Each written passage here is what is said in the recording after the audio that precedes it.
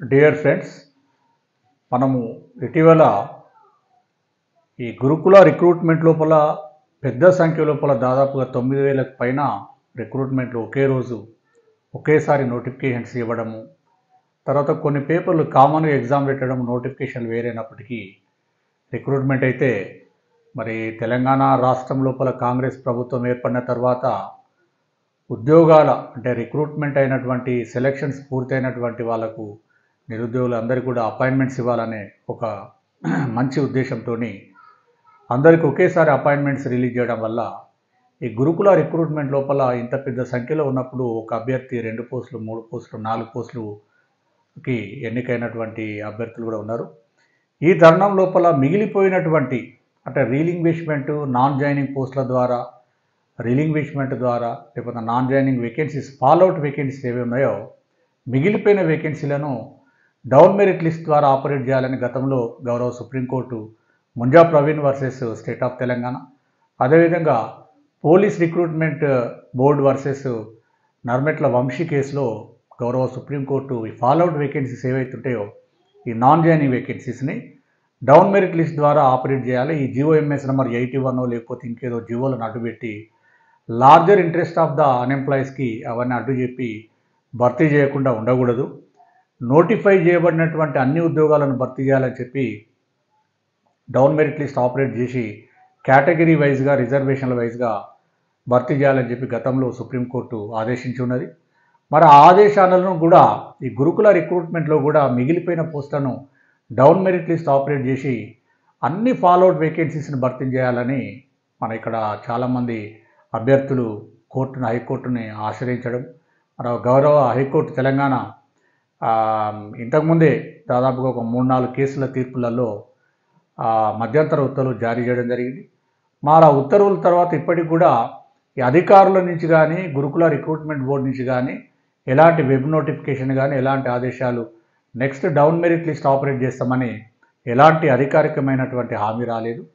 ఏదేమైనా చాలామంది ఇప్పుడు కాంగ్రెస్ ప్రతినిధులు డౌన్ మెరిట్ లిస్ట్ కూడా సపోర్ట్ చేస్తామని చెప్పి నిన్ననే మనకు ఈ మధ్య ఇప్పుడు అసెంబ్లీ సమావేశాలలో శాసన మండలిలో ఒక చర్చ కూడా జరిగింది.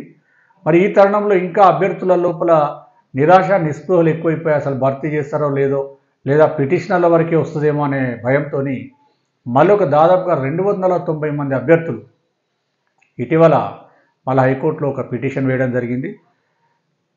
K Manjula versus state of Telangana విషయం లోపల 290 మంది అభ్యర్థులు ఈ case writ petition number 19335/2024 date 22 July 2024 రోజు మళ్ళీ ఒక మధ్యంతర ఉత్తర్వులు చాలా స్పష్టంగా గతంలో ఇచ్చిన ఉత్తర్వుల కంటే కూడా ఇప్పుడు క్లియర్గా పిటిషనర్స్ యొక్క క్యాండిడేట్ని పరిగణలోకి తీసుకొని ఫాల్అవుట్ వేకెన్సీస్లలో డౌన్ మెరిట్ లిస్ట్ ద్వారా డౌన్ మెరిట్ లిస్ట్ ఆపరేట్ చేసి నెక్స్ట్ మెరిటోరియస్ క్యాండిడేట్కి అంటే పోస్టులు మిగిలిన కేటగిరీలలో నెక్స్ట్ మెరిట్లు ఎవరుంటే వాళ్ళ చేత భర్తీ చేయాలని డౌన్ మెరిట్ లిస్టు ఆపరేట్ చేయాలని చాలా స్పష్టమైనటువంటి మరొక మధ్యంతర ఉత్తర్వు రావడం జరిగింది.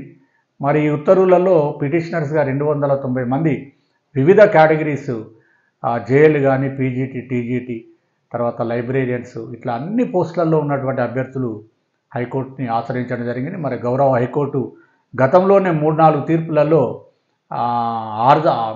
ఆల్రెడీ ఇంటరిమ్ ఆర్డర్స్ ఇచ్చింది కాబట్టి అదే పద్ధతిలో ఇంటరిమ్ ఆర్డర్స్ని ఇస్తూ ఇంకా కొంచెం డీటెయిల్గా అంటే కొంచెం అడ్వాన్స్డ్గా డౌన్ మెరిట్ లిస్ట్ కూడా ఆపరేట్ చేయాలని చెప్పి ఆదేశించడం జరిగింది.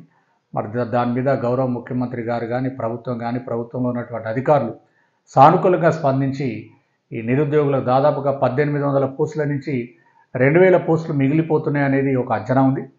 మరి ఆ పోస్టులలో నెక్స్ట్ మెరిట్ వాళ్ళ చేత భర్తీ చేస్తారని అందరూ కూడా ఆశతో ఎదురు చూస్తూ ఉన్నారు.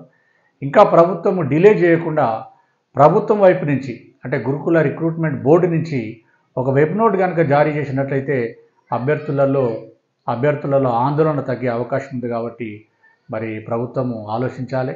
మరి మొట్టమొదటిసారిగా ఈ గురుకుల రిక్రూట్మెంట్లలో కూడా డౌన్ మెరిట్ లిస్ట్ ద్వారా ఫాల్అవుట్ వేకెన్సీస్ అన్నీ కూడా భర్తీ చేయాలని జయమనోహర్ వర్సెస్ స్టేట్ ఆఫ్ తెలంగాణ లోపల మధ్యంతర ఉత్తర్వులు రావడం జరిగింది.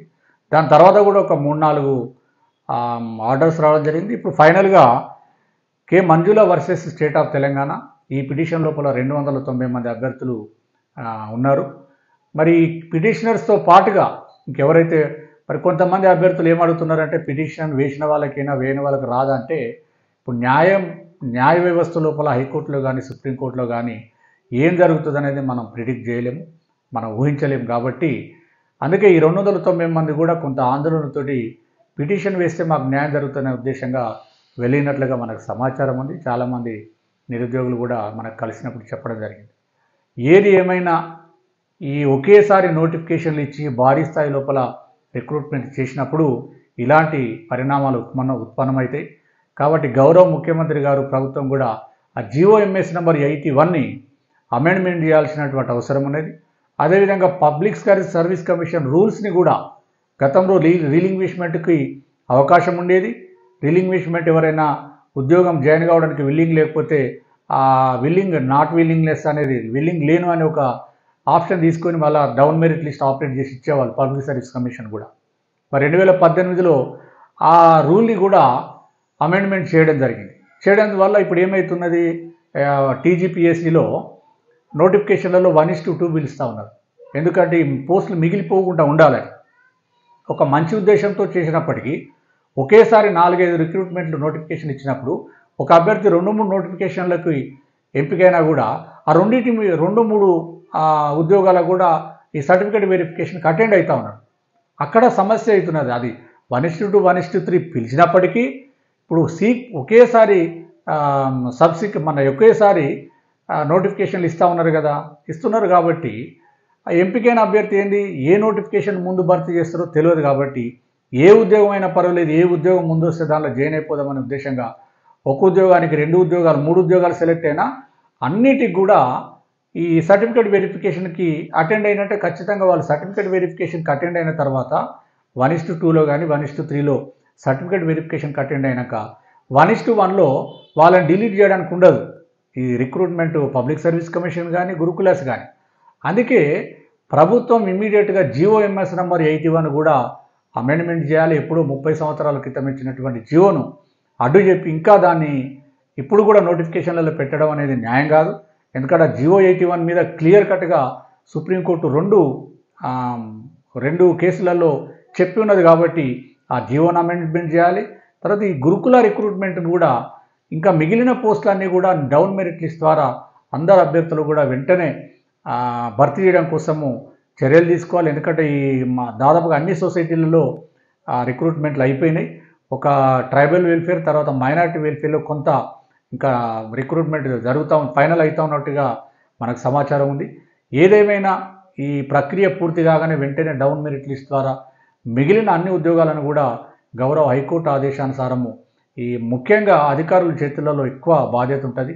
ఎందుకంటే ప్రభుత్వంలో ఉన్నటువంటి మంత్రులు కానీ ముఖ్యమంత్రి కానీ పెద్దలు కూడా అధికారులు ఇచ్చే ఫీడ్బ్యాక్తోనే అధికారులు చెప్పే విషయంతో ఈ నిర్ణయం ఆధారపడి ఉంటుంది. కాబట్టి వెంటనే మన గురుకుల రిక్రూట్మెంట్ బోర్డు వాళ్ళు అధికారులు స్పందించి వీళ్ళకి న్యాయం చేసే విధంగా ప్రభుత్వానికి కనుక ప్రపోజల్ పంపినట్లయితే ప్రభుత్వం కూడా ఇమ్మీడియట్గా దీనికి ఈ డౌన్ మెరిట్ లిస్ట్ ఆపరేషన్ కోసం పర్మిషన్ అంటే ఒక ఆర్డర్ రూపంలో ఇవ్వాల్సినటువంటి అవసరం ఉంది. గతంలో ఎలక్ట్రిసిటీ రిక్రూట్మెంట్లో కూడా అదే విధంగా జరిగింది. కాబట్టి ఒకసారి ప్రభుత్వం నిర్ణయం తీసుకొని డౌన్ మెరిట్ లిస్ట్ ద్వారా మిగిలిన దాదాపుగా 2000 పోస్టులు మిగిలితే అంటున్నారు. ఆ అన్ని పోస్టులను కూడా డౌన్ మెరిట్ లిస్ట్ లోపల ఆపరేట్ చేయమని కనుక ప్రభుత్వము ఆ ఉన్న GO81 రిలాక్స్ చేస్తూ ఆదేశించినట్లయితే ఒక ఆర్డర్ ఇచ్చినట్లయితే గురుకుల రిక్రూట్మెంట్ బోర్డు కూడా ఈ సులభంగా ఉంటుంది. వాళ్ళు రిక్రూట్మెంట్ నెక్స్ట్ టేకప్ చేయడానికి నెక్స్ట్ వాళ్ళు వెబ్ నోట్ తీసుకొని మళ్ళీ వెరిఫికేషన్కి లేదా 1:1కి మళ్ళీ జాబితా ఎంపిక చేసే అవకాశం ఉంటుందని తెలియజేస్తూ అంటే మన ఛానల్ని చాలామంది విద్యార్థులు సబ్స్క్రైబ్ చేశారు. సబ్స్క్రైబ్ చేయని వాళ్ళు సబ్స్క్రైబ్ చేయండి. ఈ వీడియోను కూడా అందరికీ మిత్రులకు షేర్ చేయాలని తెలియజేస్తూ ఇంకా కొన్ని అంశాల మీద మేము ముందుకు వస్తానని తెలియజేస్తూ ముగిస్తున్నాను. Thank you.